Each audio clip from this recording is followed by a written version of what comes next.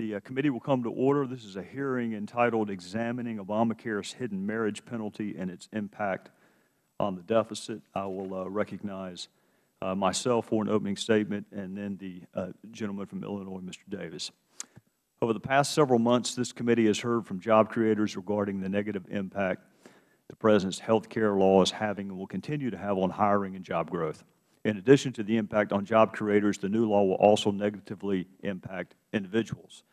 The Affordable Care Act contains refundable tax subsidies to assist certain people in purchasing health insurance. The Congressional Budget Office estimates these tax subsidies are the most expensive component of the law. The tax subsidies begin in 2014, and by 2017, CBO projects the tax subsidies will add $100 billion to the national debt each year, with an escalating cost into the future. The CBO estimates 3/4 of this cost will be new government spending.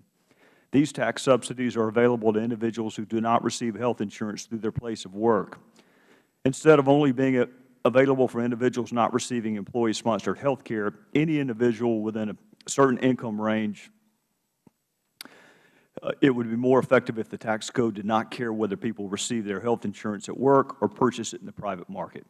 Two households with the same number of children, same number of wage earners, and same combined levels of income are otherwise the same except for the source of health insurance.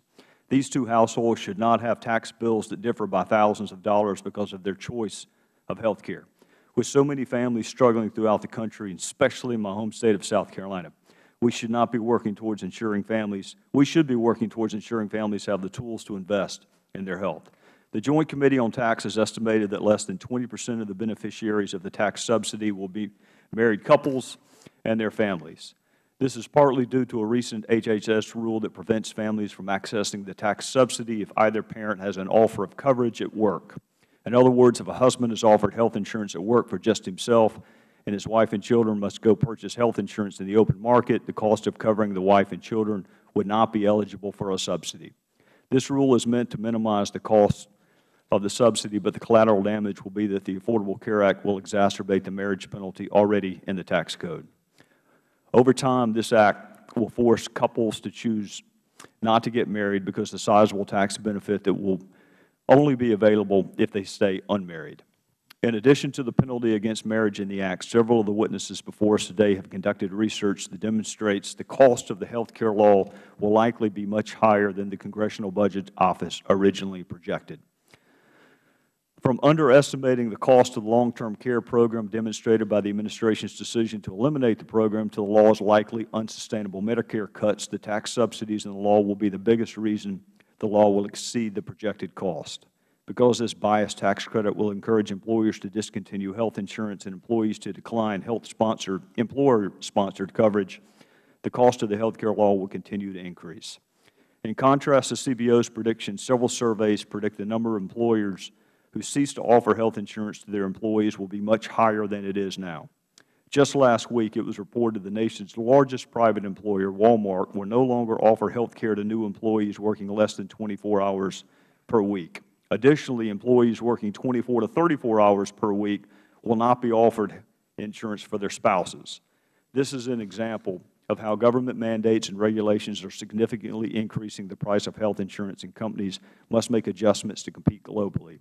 As more and more companies cut back on health insurance coverage, the cost of the Affordable Care Act will increase. It is essential we explore the unintended costs associated with the new health care law. We need laws that are transparent and uniform in their impact on families. As the health care law is implemented, we must examine how we are using taxpayer dollars and if government is being a good steward of those dollars. One of the President's Fiscal Commission guiding values was to reduce inefficiencies, loopholes, and the complexity in the tax code in order to lower rates, simplify the tax code, and bring down the deficit. As demonstrated with problems with the tax credits, the Affordable Care Act moves in precisely the opposite direction. The Act introduces another major inequity into the tax code, effectively encouraging employers and workers to drop employer-sponsored insurance and pass these costs to taxpayers. Additionally, the law adds a large marriage tax penalty and discourages job growth. I look forward to hearing from today's witnesses about what they've learned about the health care law and whether I'm right to be skeptical about how the law will play out.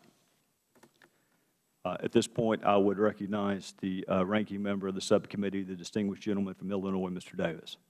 Thank you very much, Mr. Chairman. Let me thank you for calling this hearing, and I want to thank our witnesses for coming to participate. For many years, I have been an avid supporter and advocate of a national health plan. And I've been that because I've always believed, since I learned about health, that health care ought to be a right and not a privilege. Nor do I believe that it can be left to chance, because it is obviously too precious.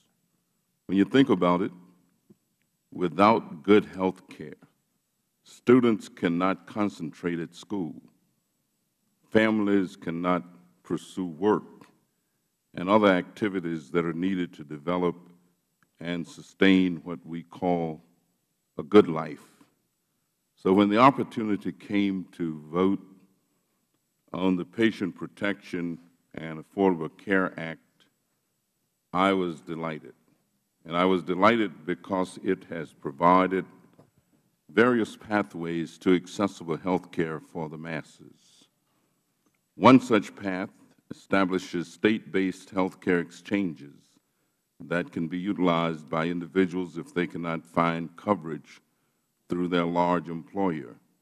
Small businesses are the Medicaid expansion. The subsidies vary with income and are based upon the federal poverty level, a similar eligibility threshold for numerous government programs. In addition, further tax credits will be available to those eligible for employer coverage and public assistance coverage, but only in narrow circumstances. The ACA will benefit families and reduce the federal deficit.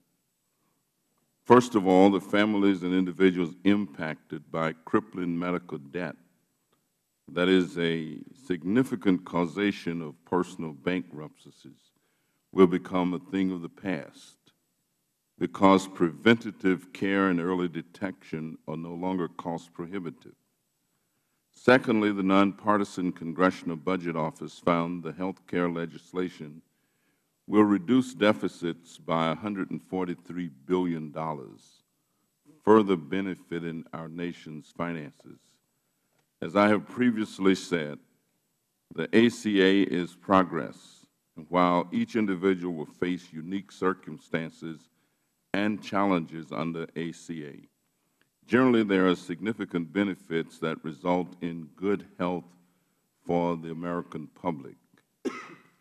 Every time I think of the fact that more than 32 million additional people will have the opportunity to purchase, maintain, and make use of health insurance, I say that's good for me, and I believe that that is good for America. And so I thank our witnesses for coming, and again, Mr. Chairman, I thank you for holding the hearing, and I yield back. I thank the gentleman from Illinois. Members may have 7 days to submit opening statements and extraneous material for the record. I would now ask unanimous consent that the staff report entitled Uncovering the True Impact of the Obamacare Tax Credits be included in the record. Chairman, I have no objection, but I'd also like to make sure if we could, that the report is reflected as a partisan staff report and has not been marked up. So as long as we make sure that that depiction is shown, I would have no objection. The distinguished gentleman from Illinois' comments are obviously part of the record and can be read in conjunction with the report. And with that, Chairman. Yes, sir. I just want to be clear. The staff, we got the report about 10 minutes ago, and I wondered, is that a report of the committee, or is that a report of the Republican side of the committee? Since we had no input, and I think that's what Ranking Member Davis was trying to get to. I mean, we haven't even read it. The gentleman from Maryland is correct. It is a report of the Republican staff. It is not the committee as a whole. The gentleman is correct. Thank you, Mr. Chairman. Without objection, so ordered, with the comments of the gentleman from Illinois and the gentleman from Maryland. We will now welcome our first panel of witnesses. On behalf of all of us, thank you for coming and welcome. I will introduce you from my left to right, your right to left, and that will be the order in which we would like you to give your opening remarks. Douglas Holtz-Eakin is President of the American Action Forum and former Director of the Congressional Budget Office. Diana Furchtgott-Roth is a Senior Fellow at the Manhattan Institute for Policy Research. Richard Burkhauser is a Professor of Economics at Cornell University. Sarah Collins is Vice President for Affordable Health Insurance at the Commonwealth Fund.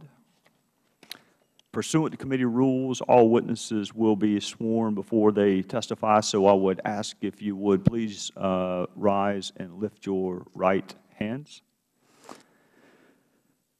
Do you solemnly swear or affirm the testimony you are about to give will be the truth, the whole truth, and nothing but the truth?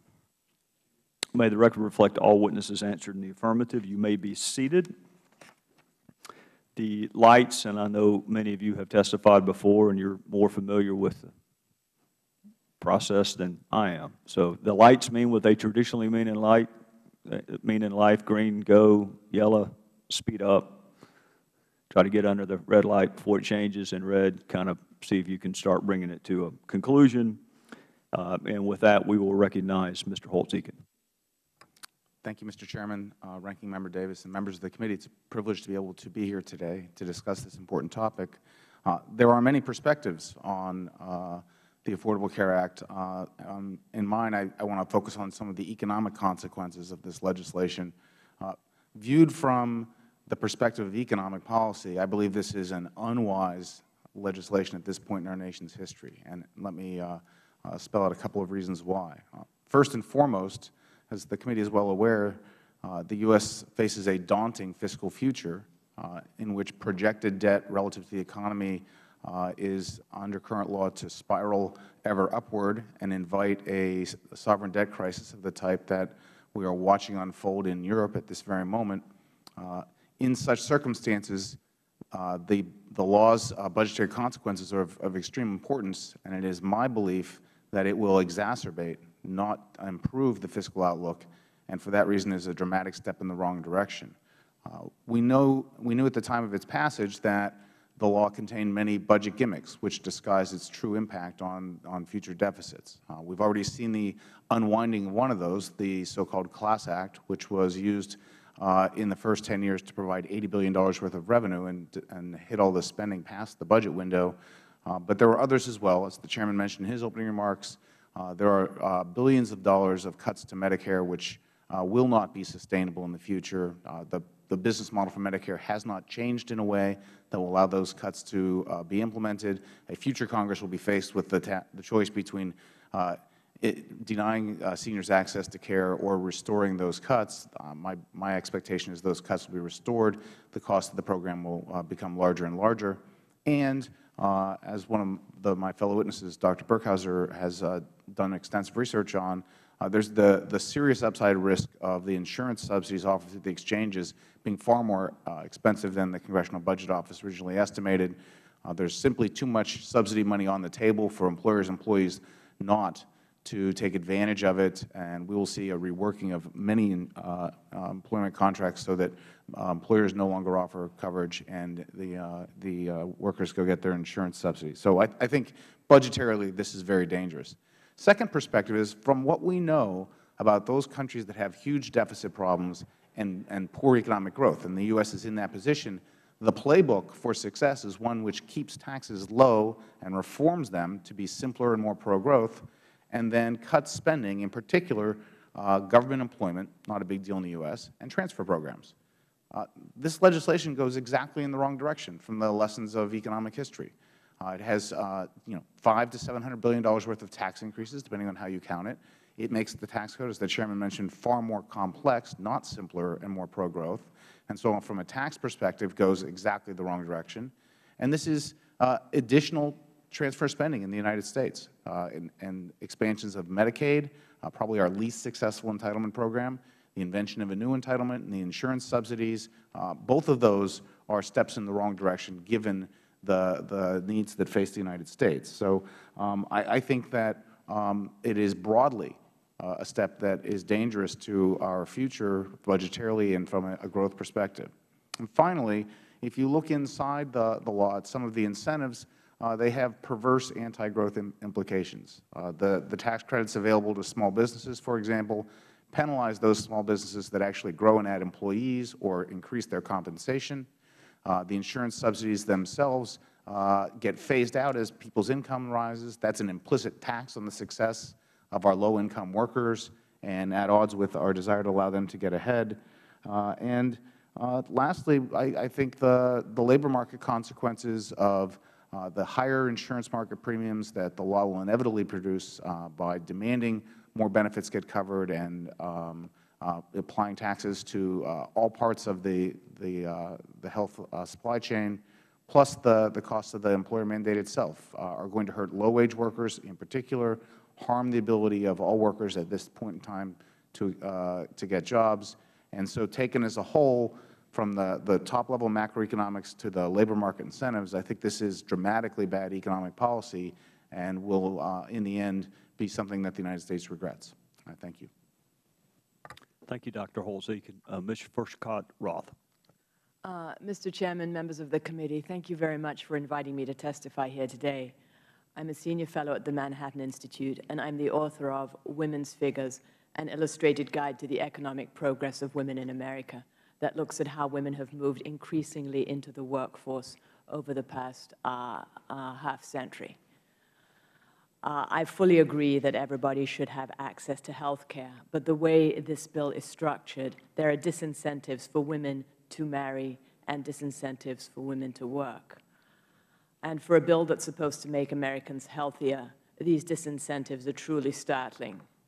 Beginning in 2014, when the bill takes effect, Americans will find it more advantageous to stay single than to marry, even more so than under the current tax code. Marriage penalties from taxes in general and from the new health care law in particular fall into two categories: disincentives to marry and disincentives to work. And the way the new health care law is structured, health insurance premium credits in the new law are linked not directly to income but to the poverty line, resulting in a particularly steep marriage penalty for low-income Americans. And this arises because with $10,890 as the poverty line for one person and an additional $3,820 for a spouse, marriage means less government help with health insurance when a couple gets married. Since the new qualified benefit plans offered in the health insurance exchanges are going to be generous and expensive with no lifetime maximums, no co-payments for preventive services, no exclusions for pre-existing conditions, and the requirement to accept all applicants, it's going to be especially important for low-income individuals to have help with their health insurance premiums. So here's how the system will work when it's implemented in 2014. The new health care bill will offer refundable advance premium credits to singles and families with incomes of between 133% and 400% of the poverty line. The credits can only be used to buy health insurance through the exchanges. So if you earn up to 133% of the poverty line, your premium can only be 2% of your income. It cannot be more than 2% of your income. Moving up, if you earn between 150% and 200% of the poverty line, your premium can be 4% to 6.3% of your income. Up to 400% of the poverty line, it can only be 9%. So the more you move up, the higher premium you have to pay. So two singles would be able to earn $43,000 and have help from the federal government with their premiums. But if they got married and combined their earnings to $86,000, they would be far above the limit because they'd be above 400% of the poverty line. As a married couple, the most they could earn and still get government help with health insurance premiums would be $58,000, which is a difference of almost $30,000 or 32%. And this is a substantial disincentive to get married. Such marriage penalties exist even for couples below the poverty line when they're married. So if we look at the example of June and Jake, for example, living alone, each one earns, say, $21,780, putting them at 200% of the poverty line. Unmarried, their premium would be about 6.3% of their income, or $2,744 in total. But let's say June and Jake were to marry. Their combined income would be $43,560, about 300% of the poverty line for a family of two. That would push their premium close to 9.5% of the bracket, or $4,138 out of their combined income. That's a marriage penalty equal to about $1,200, which is a substantial disincentive to getting married. The penalty also exists for single mothers. Say Sally is a single mother earning $44,130, putting her and her baby at the 300% of the poverty line. They would be eligible for the health insurance premium assistance credit. But what if she were to marry Sam, the father of her child, who earns $43,560 and who's at 400% of the poverty line? Their total earnings at $87,000 would exceed the 400% poverty line for a family of three. Married, they would no longer get help with their premiums from the government. Unmarried, they would. So I would argue that even though health care is something that every American should have, the way we have structured the program provides a disincentive to marry, and when couples are married, a disincentive for the woman to work. And this needs to be addressed. Thank you very much. Thank you, Ms. Furchtgott-Roth. Dr. Burkhauser. Thank you for the opportunity to submit a summary of my research with Sean Lyons and Cosley Simon on the Affordable Care Act. In a series of proposed rules, the Obama administration confirmed what the ACA's supporters have feared. The law's requirement that employers must make health insurance coverage affordable only applies to single coverage, not family coverage. Those familiar with all the law's moving parts know exactly what this means. Because any offer of single employer coverage, if it's considered affordable, blocks access to generous subsidies via tax credits in the insurance exchanges, millions of families will be stuck in a no-man's land without affordable coverage through either their employers or the exchanges. The law's advocates are pushing the administration to change this by requiring employers to make coverage affordable for employees and their families. But our new research demonstrates why this decision isn't so cut and dried. Using this broader ACA definition of affordable could incent millions of employees to willingly shift from an employee plan to a government-subsidized insurance exchange at significant cost to the taxpayers, even if their employers continue to offer coverage. How the ACA's provisions will actually impact the insurance market depends on the answers to two questions. First, does affordable coverage refer to coverage just for employees alone, or for the employees and their families? We suspect the administration's proposed answer to the first question came as a surprise to the average congressperson who believed, as we did at the start of our research, that the law levies a fine if a large employer doesn't provide affordable coverage to employees and their families. But a close reading of the bill shows that the employer fine is only triggered when coverage isn't affordable for the employee, not the employee and their family. That brings us to the second question, which interacts in important ways with the administration's answer to the first. Will employers keep their current insurance plans but adjust them to allow lower or moderate income families, up to $89,000 for a family of four, to qualify for entry into the subsidized exchanges? The CBO assumed not, yet for income-eligible employees, subsidy dollars will make exchange coverage more affordable than their current employer plan, even when purchased with after-tax dollars. It's also attractive for employers who would pay less in per-employee fines than by providing affordable insurance in the first place. By increasing pre-tax health insurance premiums, making coverage unaffordable for some, employers will free their lower to moderate income employees to actually obtain subsidized exchange coverage and still maintain their plan for higher income workers. We use Census Bureau data to model the impact of the health care law on the sources of insurance coverage among private sector workers. Assuming the three main insurance provisions of the ACA take effect and the administration's definition of affordable sticks and people act as the government assumes they will, we find that employer-sponsored coverage will rise slightly from its current levels to about 75%, and in response to the ACA mandates, and by another 11% via the previously uninsured workers taking advantage of the exchanges. However, when we alter our model by allowing employees and employers to work together to take advantage of exchange subsidies, the picture changes. Employer-sponsored coverage falls to 70%. The number of employees insured in the exchanges rises by about 4 million to 16%. This all occurs despite our very optimistic assumption that all large firms actually offer coverage and no small firms drop coverage. But if we allow the broader interpretation of the employee mandate, that is, where employers must make coverage affordable for workers and their families, The changes are even more dramatic. Employer-sponsored coverage drops to 63%, with nearly 1/4 of all workers, over 14.7 million or 23%, receiving their insurance through the exchanges. We offer no unique insight on whether the Administration's proposed single coverage rule will hold, but we do know that this unpopular definition and its possible revisions holds significant implications for everyone impacted by the law's provisions. Either millions of dependents of employees with affordable single coverage will be stuck without an offer of affordable coverage, we estimate between 7 and 16 million, or taxpayers will be stuck with as much as $50 billion more per year in gross subsidy costs than originally projected. This is a Sophie's choice embedded in the ACA as a consequence of the pile of open-ended taxpayer money it leaves on the table in the form of exchange subsidies intended for the minority 20% of workers without affordable coverage that will inevitably tempt a significant number of the vast majority of employees with affordable coverage to gain access to it. Thank you for the opportunity to speak before you today. Thank you, Dr. Burkhauser. Dr. Collins.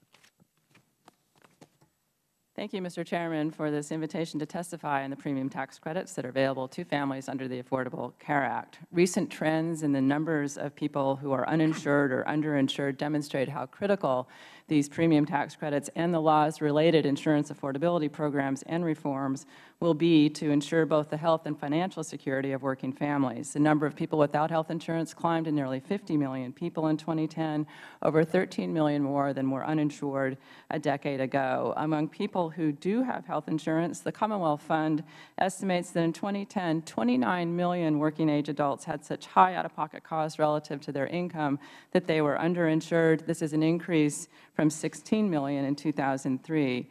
Both these trends have had serious financial and health consequences for families. An estimated 75 million adults under age 65, both with and without health insurance, reported a time in 2010 when they did not get needed health care because of the cost, and 73 million adults said that they had difficulty paying medical bills or were paying off debt over time. With its array of affordable health insurance programs and new consumer protections, the Affordable Care Act will substantially reverse these trends, ensuring that all Americans will have access to affordable and comprehensive health insurance coverage. Indeed, the law's new provision that allows children up to age 26 to stay on or join their parents' insurance policies reversed a decade-long increase in uninsured rates of young adults, providing coverage to nearly 800,000 19 to 25-year-olds in the past year. The law's most significant coverage provisions will begin in 2014 with a substantial expansion in Medicaid eligibility for adults earning up to 133% of poverty, or about $29,700 for a family of 4, as well as subsidized coverage available, private coverage available through new state insurance exchanges for families earning up to 400% of poverty, or $89,400 for a family of 4. The state insurance exchanges will create a new marketplace that will serve as a central portal through which people can get coverage if they do not have an affordable employer-based health plan. People will fill out one application for all insurance affordability programs, including Medicaid, the Children's Health Insurance Program, the Basic Health Program, or premium tax credits for private plans, which are known as qualified health plans sold in the exchanges. Taxpayers eligible for premium credits will make contributions to their premiums as a share of their income from 2% to 9.5%. Those eligible for tax credits will have a choice of private plans that will offer an essential benefit package. Insurers will offer these plans at 4 levels of cost sharing: bronze plans covering an average of 60% of someone's annual medical costs, silver 70% of costs, gold 80% of costs, and platinum 90% of costs. The average cost covered by the silver plan will be increased for low and moderate income families. As an example, a family of 4 with an income of $35,000 would make a premium contribution of 4% of their income, or $1,400. If the policyholder's age is 40, this family's premium for a benchmark plan, which would be the second lowest cost silver plan offered in the family's region of the country, would be about $12,130 in 2014. The tax credit, their tax credit would thus be equal to the benchmark premium minus their required contribution, or $10,700. About 90% of legal residents who are currently uninsured in the United States right now would gain premium tax credits or Medicaid. In addition, if the reforms were implemented today, there would be 21 million fewer underinsured adults in the United States. The Congressional Budget Office estimates that the Affordable Care Act will reduce the federal deficit by $124 billion over the period 2012 to 2021. Cutler, Davis, and Stremicus estimate even greater savings than the Congressional Budget Office from the law's health care delivery system reforms. They project an additional $406 billion in savings by 2019, and consequently a much greater net decrease in the deficit of about $400 billion.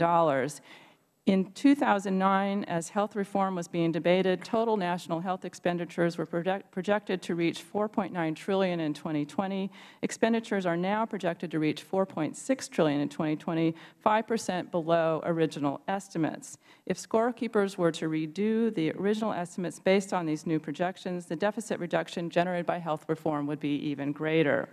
The trends in uninsured and underinsured Americans over the last decade really do underscore the need for federal and state policymakers to continue their work implementing the Affordable Care Act. When the law is fully implemented, U.S. families will have new, affordable, and comprehensive insurance options, both in good economic times and in bad. In addition, while much of the recent debate has focused on lowering the cost of Medicare and reducing the federal deficit, the same forces that are driving up public program costs are also increasing costs for working families. With this extensive set of delivery system and insurance market reforms, the Affordable Care Act focuses on improving quality and affordability throughout the entire health care system. For the 50 million adults and children who without coverage in 2010 and the additional 29 million adults who are underinsured, the 2014 reforms cannot come soon enough. Thank you. Thank you, Dr. Collins. Dr. Holtz-Eakin, recently I was privileged to be on a committee where you spoke or testified more globally about the state of our fiscal health as a nation. Can you go back into that with specific reference to health care costs and how the cost of health care will impact our fiscal state in the near and long-term future? Well, certainly if you go back to the beginning of this year and look, for example, at the administration's budget, it showed we're running a deficit this year about $1.3 trillion. And that is in and of itself troubling. And our current gross debt relative to GDP is over 90%, and that is the region in which the evidence suggests you pay a growth penalty of 1% per year, but roughly, and have a much higher probability of encountering international sovereign debt problems. So that's where we are. If you roll the clock forward 10 years in that budget, assume that we're not fighting any overseas military operations, financial crisis, distant memory, we're back to full employment, we're growing nicely. Deficit's still $1.2 trillion in that budget projection, $900 billion of it's interest on previous borrowings. We're spiraling out of control. This is true despite the fact that revenues are up to 19.5% of GDP, above the historic norm. The administration raises all the taxes they want in that budget. And that tells you that we have a spending problem. And if you look inside that spending problem, it is driven by Medicare, Medicaid, and soon the Affordable Care Act. And that has to be the focus in controlling our future debt increase and the threats that it faces the United States with. Nothing that's happened since that budget really changes that picture. The Budget Control Act in August puts discretionary spending caps on. They will be as effective as future Congresses are effective at living with them. We haven't touched any of the mandatory spending programs, which are at the heart of that problem. And so I view it as inescapable that this committee and the Congress as a whole will be back to look at that whole array of Federal health programs again and again. Dr. Holtz-Eakin, I know you are going to be reluctant to do what I ask you to do because it will make you assume that you're a member of Congress, and our public approval rating is such politely decline, sir, that you probably will not accept my invitation. But what should the tax treatment be for health care? How would you reform it if you were king for the day? Well, I've been on record for years as removing the exclusion from tax of employer-sponsored health insurance. It's a perverse subsidy that, number one, diminishes the awareness of consumers of health insurance to its real cost. Number two, the subsidy is bigger for higher-income individuals, so it's at odds with conventional American notions of equity. And I would eliminate that, and instead, to the extent that we wanted to support the purchase of private health insurance in the United States, I would provide low-income support and a fixed credit that didn't vary by income and which didn't have this open-ended subsidy aspect. Ms. Furchtgott-Roth, I was struck, as I'm sure all of us up here were, unless they had heard it before, about the systemic penalty for marriage that is, I'm sure, inadvertently, unwittingly built into this law, but nonetheless, it is there. Were there other examples you could give? I was just struck by June and Jack, I believe it was, that their decision to get married is going to have a deleterious impact on their bottom line. That fact alone is going to cause their health care costs to go up. Are there other examples that you would have given had you had more than 5 minutes, or were those the most probative? Those are the most salient examples, but what I was going to say is that it also gives an incentive if the couple gets married for one of them not to work, and usually it's the woman who decides not to go back into the labor market. About 80% of women have children at some point in their lives. They tend to go in and out of the labor market, and if there's this big penalty on their earnings. In other words, if the family says, okay, June, you go back to work, but then we're going to lose government help with our health insurance, then the big incentive on top of the extra tax penalty is for the woman to drop out of the labor force and not work. And with the higher taxes in Europe, we've seen that there are lower levels of female labor force participation. Here in the United States, we have some of the highest levels of female labor force participation. Women have invested in their education. They plan to have many years with productive jobs. And this marriage penalty would basically throw them for a loop. I want to follow the same admonitions I gave everyone else, and my time is up. So I would recognize the distinguished gentleman from Illinois, the ranking member of the subcommittee, Mr. Davis. Thank you very much, Mr. Chairman. You know, I always say you can't lead where you don't go, and so I appreciate very much your approach to the timing. Dr. Holtz-Aiken, I was somewhat fascinated by your testimony, and I was wondering as I listened to you, if people are living longer, using emergency rooms less frequent, using tertiary care,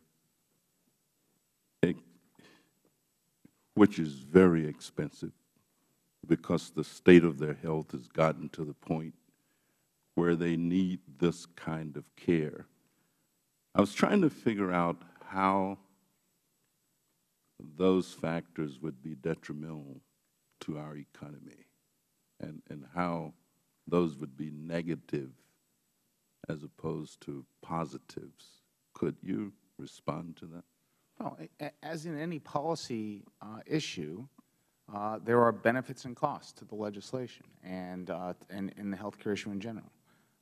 It is certainly the case that we want a high-quality health care system and Americans living in better health and longer. No one disagreed with that at the outset of the debate.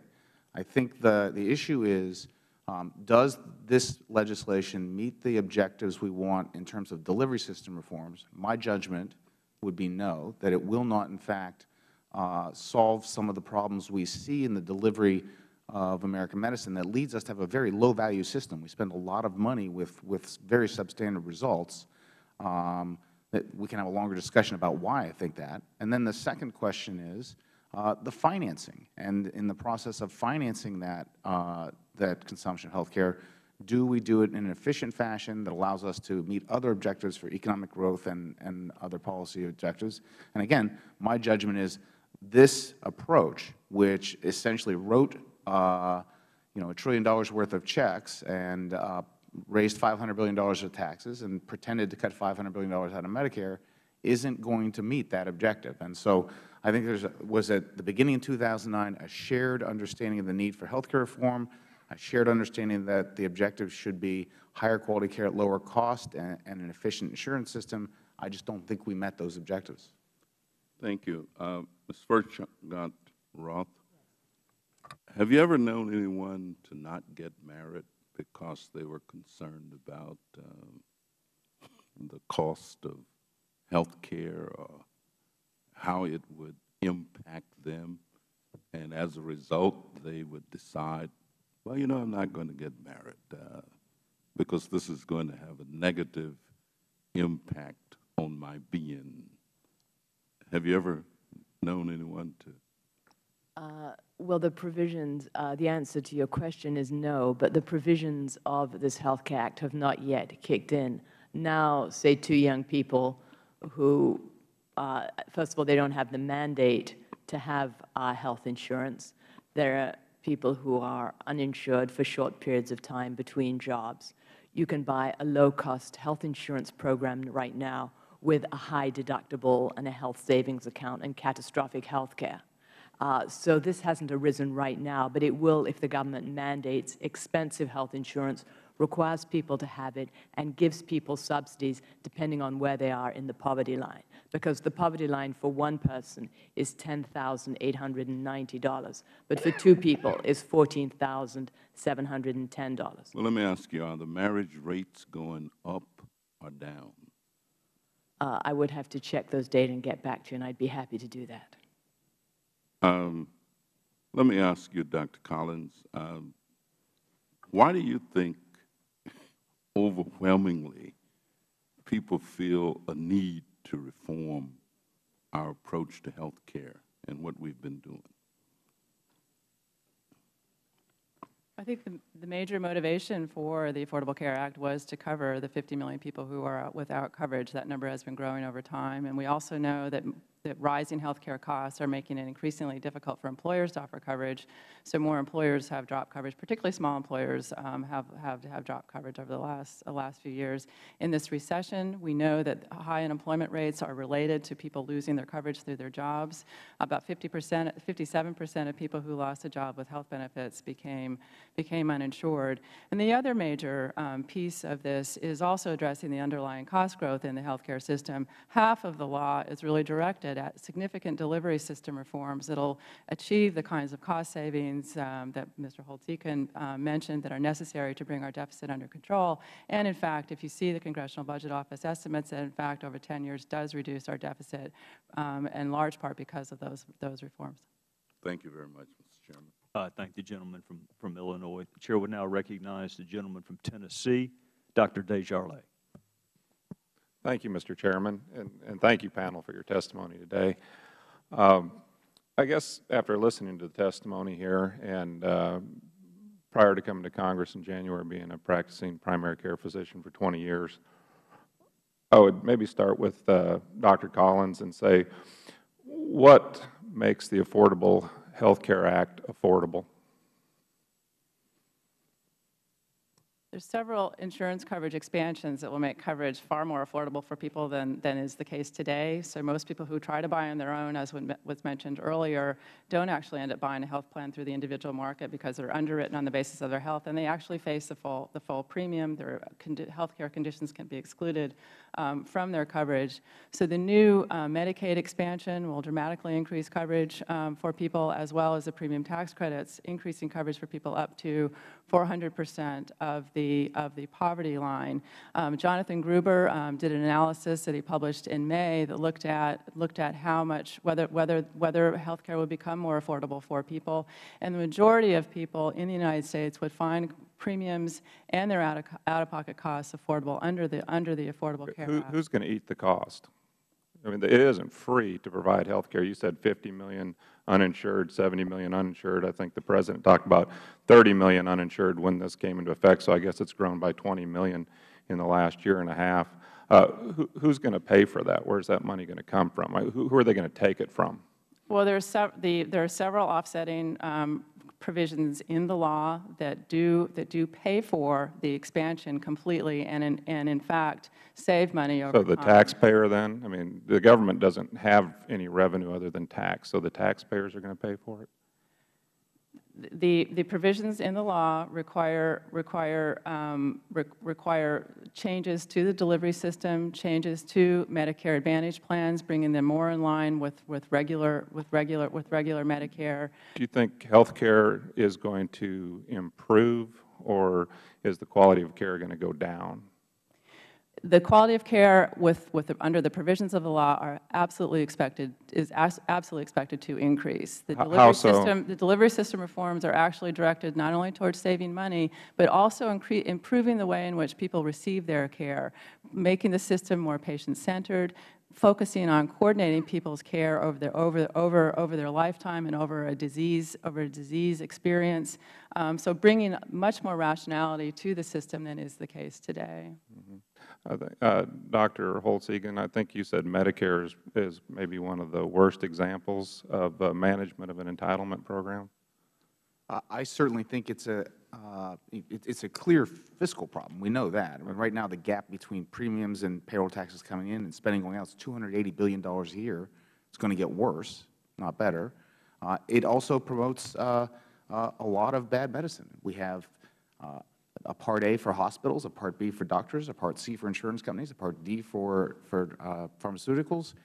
It's not integrated in any way. It's not coordinated around a beneficiary. It's hospitals are paid a fixed amount for a diagnosis. Doctors are paid for volume. Doctors practice in hospitals. The conflicting incentives are enormous. So I think reforming Medicare should have been the top priority, not something that was left behind. Yeah, and right now, as Medicare patients will tell you, it's getting harder and harder to find primary care doctors. And so I guess you're disagreeing with Dr. Collins that where she says we can add more and more people to Medicaid, and yet we're going to maintain a quality of care, and somehow we're going to reduce cost.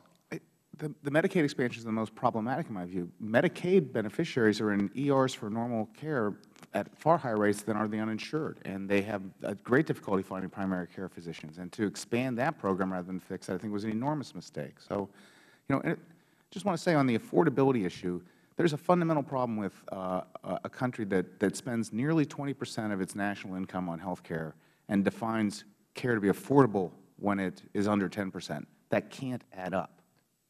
And I don't think people in general want to look at it like a better homes and garden, good, better, best health care. I mean, everybody wants the best, but the best costs money. And we're saying this is an affordable health care act, but yet we're trying to increase the number of participants and we're trying to decrease the cost. Someone's going to have to pay for it. Ultimately, it's going to be taxpayers. It's going to be on the burdens. Physicians, we have an SGR problem right now for physicians where they're trying to cut another 29% from physician pay. As a primary care physician, I don't set my own fees. That was set by Medicare over a decade ago. We've not had an increase in 10 years, and they're proposing a 10-year freeze. I don't know what the incentive is going to be to other physicians to go into medicine to help expand this improved quality of care that Dr. Collins spoke of. But my time has expired, and I thank you for your input. I thank the gentleman from Tennessee. The Chair will now recognize the gentleman from Maryland, the ranking member of the full committee, Mr. Cummings. Thank you very much, Mr. Chairman. Dr. Collins, it's not just a question of being affordable. It's also a question of being available. Is that right? I mean, this is what the Affordable Care Law is trying to make health care available, because there's so many Americans that don't, even if they could afford it, it's not available. I have people in my family who could not even get an insurance policy if they were willing to spend $50,000 a year because of pre-existing conditions. And we talk about women, and we look at I think there was some research done that showed women having far more pre-existing conditions than men. And then we also found that if a woman has a woman-owned firm, she's going to spend a lot more money on women in that firm than, say, if a firm were, say, 50-50 male-female. Is that right? That is absolutely correct. And right now, if a woman goes to the individual insurance market to buy a health plan, as was mentioned, if they lose their job or if they're between jobs, those plans generally do not come with maternity benefits. So insurers will not cover maternity because it is a cost to them. So under the Affordable Care Act, insurance plans will be required to offer maternity coverage. For small businesses, the law is very much geared towards making it much easier for small businesses to offer coverage. The requirement on the penalties that was mentioned earlier only applies to companies with more than 50 employees. Employers can come into the exchanges, have a much broader array of health plans to offer their employees at likely lower costs. So these are very much geared towards both improving women who are buying individual coverage on their own and women who own small businesses and are trying to do the best thing for their employees. In my district, in the real world, about 40 miles away from here, we often see people very sick, ending up in the emergency rooms, Mr. Holtz-Eakin. And I think one of the aims of the Affordable Care Act was to try to zero in on wellness as opposed to treating people after they're sick. We need a new normal in this country, trying to help. See, some people think that the only time you go to a doctor is when you're sick, or when you should go to a doctor is when you're sick. Sometimes you need to go so that you can stay well. And I think one of the major aims of all of this is to try to keep people well. Is that right, Dr. Collins? Absolutely, and you see that in the provisions of the law, one of which went into effect last year. There's no insurers have to cover preventive care with no cost sharing. Very little increase in premiums as a result of this provision, but will affect millions of people who get coverage right now. We want people to go to the hospital when they're sick, or we want to get people to get primary care when before they get sick. So the law is absolutely directed towards encouraging that. It's very, very troubling that over the recession, people who have lost their jobs have gone without insurance coverage. 70%, more than 70% have said they didn't get needed health care because of cost, including filling a prescription because of cost. So we really want to change those incentives in the system, making it much more available to people. Thank you. Now, Dr. Holtz-Eakin, your written testimony characterizes CBO's conclusions that PPACA will result in budget savings as, quote, misleading, that's page 5, and, quote, dubious, unquote, page 4. You were once the director of the CBO. You oversaw scoring on many bills. Is it your testimony today that CBO did something wrong or violated any of the principles of budgetary scoring in coming to its conclusion that the PPACA would generate a budget savings? Is that what you're saying?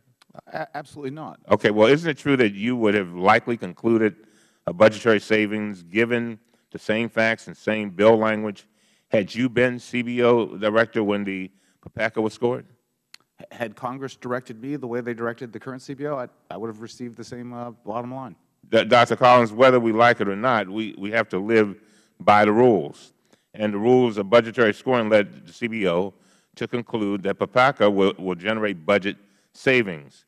Have you heard anything today to cast doubt on the validity of the CBO's conclusion that the PPACA would result in significant budgetary savings? I have not. And if anything, Congressional Budget Office is very conservative in their estimates. Other estimates have actually shown much greater cost savings as a result of the delivery system reforms that we talked about earlier. So David Cutler and colleagues have found an additional $400 billion in savings as a result of the delivery system reforms. So if anything, the Congressional Budget Office estimates are conservative. I see my time has expired. Thank you, Mr. Chairman. Thank the gentleman from Maryland. The Chair will now recognize the distinguished gentleman from Arizona, the Vice Chairman of the Subcommittee, Dr. Gosar. Dr. Holtz-Eakin, what's the current state of Medicaid, the Medicaid program, and can it handle an additional 20 million individuals coming onto these programs?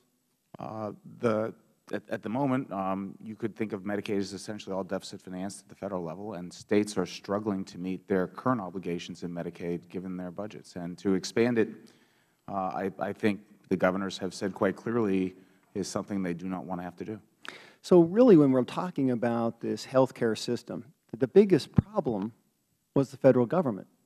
Now, I mean, I was a practicing dentist out in a very poor area of this country, actually one of the poorest districts in the country. And to the ranking member, I do know people that will get a divorce to stay together to make the rules work. I do know that, and it's all too often. I mean, we're rewarding a bad behavior, and I want to address that in a minute. But Part of the problem is the Federal Government, because I see my colleague over here whose all fees and all insurance rates were based off of insurance reimbursements by the Federal Government. They're part of the problem. And I keep bringing up that the group of people that have been on government health care the longest are the ones that are rebelling the most. Happens to be our Native American friends. They can't stand it. They want off. Because what we've done is we've institutionalized, away from what Ms. Collins, Dr. Collins said, and she made reference that when you're sick, you go to the emergency room.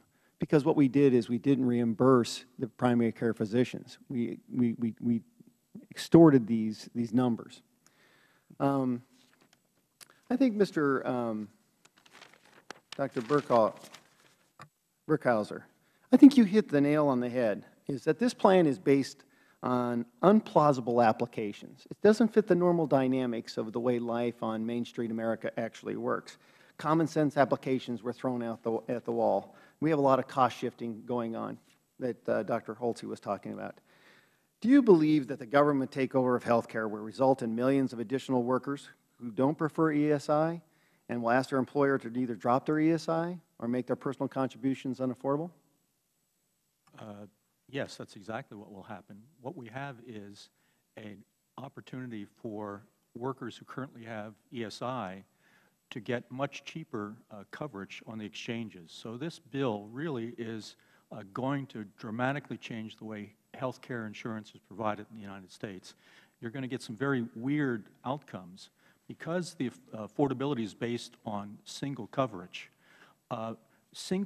people who are employed by firms who are providing them with affordable single coverage are going to beg their employers to increase the cost of their single coverage so that they can get their families onto the exchange. Because right now, if you have affordable single coverage but unaffordable family coverage, you are in a no-man's land. You neither have affordable coverage from your ESI and you're barred from the exchanges. So this is an effort by a bunch of economists like myself in a little room trying to figure out the way the world works and trying to square the circle. They are trying to provide affordable care to people who don't have ESI coverage, which is about 20% of workers, and not affect everybody else. That can't be done. And we're going to see dramatic changes in the way health insurance is provided because of the perverse rules that we have in the system. Wonderful. And that would have something to do with the recent decision. We see these dynamics playing out with the Walmart decision. Wouldn't you say that? Yes, I think the Walmart decision is the beginning of a reevaluation by all large employers on exactly how they're going to respond to the new incentives that are set into the ACA. So Walmart now realizes that there's no reason to provide affordable health care to their part-time workers. The part-time workers can go and get large subsidies on the exchanges. They'll probably change their system for all workers and actually increase the percentage of the Walmart health care that's provided by their workers so that those workers will also therefore not have affordable coverage and can go to the exchanges, while at the same time allowing their higher income workers to maintain a Walmart health care insurance. Thank you. Real quick, Dr. Fargotten-Roth, there's a ripple effect in broken homes and single families, the dysfunctional family. And what we're trying to create is the benefit of a broken family. There's higher costs associated with dysfunctional families. Do you think the tax code should punish marriage, be neutral towards marriage, or encourage marriage? I think the tax code should encourage marriage. And the marriage rate over the past decade has actually gone down from 8.2 per thousand in 2000 to 6.8 per thousand in 2009, the latest data available. So with marriage going down, according to the Centers for Disease Control, it's even more important to support and encourage marriage. That makes healthier families, makes smarter children, because it's easier for two parents to manage children than one parent to manage children. Thank you. My time's up. I thank the gentleman from Arizona. The temptation for a second round of questioning is enormous given the talents and acumen of our panelists. However, we want to be good stewards of your time, and votes are imminent, and we are not going to make you wait on us to vote. So with that, on behalf of all of us, thank you for your collegiality towards one another, your perspective, your expertise, and with that, the committee is adjourned.